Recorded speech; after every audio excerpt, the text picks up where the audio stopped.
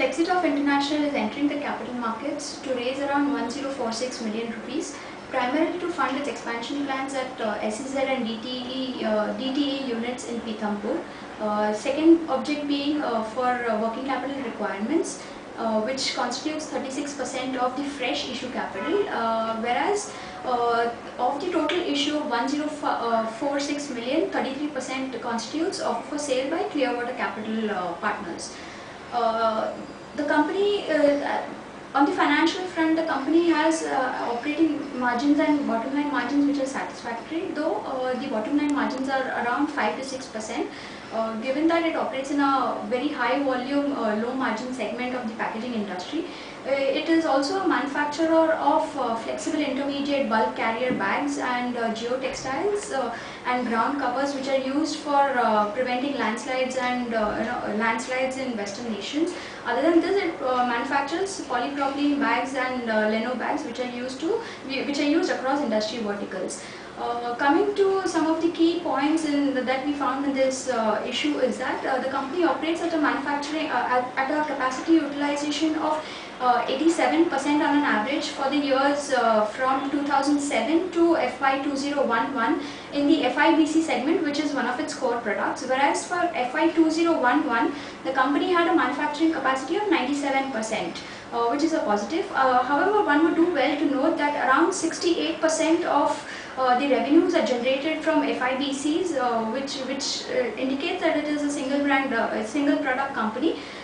Despite this, however, the company, the management has taken note of this and has initiated the process of de-risking its business model by catering to other goods as well. Secondly, the company exports over 75% of its products to countries in the US and UK, which in the event of a global economic slowdown could adversely impact its operational performance. Further, it is also exposed to the risk of foreign currency fluctuation, as 75% is from export sales. So, one would need to monitor these particular aspects of the company. Thirdly, the company is operating in the CEZ facility, which has a tax holidays for 10 years. However, its tax holiday period would come to an end in 2013, and it will also be entitled to payment of MAT credit from 2012.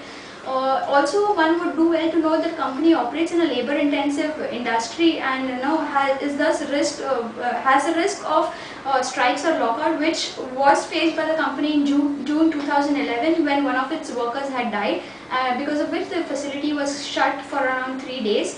Another point is that the company procures almost 90% of its sales from spot orders, which in the event of a slowdown could have a material impact on its operational performance.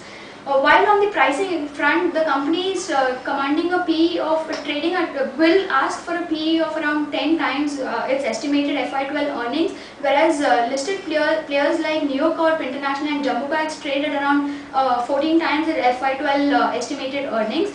Also, on a market cap to sales basis, it trades in a similar range as compared to its listed players. However, one would do well to note that since majority of its revenues come from export sales, there is a high risk that the company's operations may get affected in the event of a slowdown.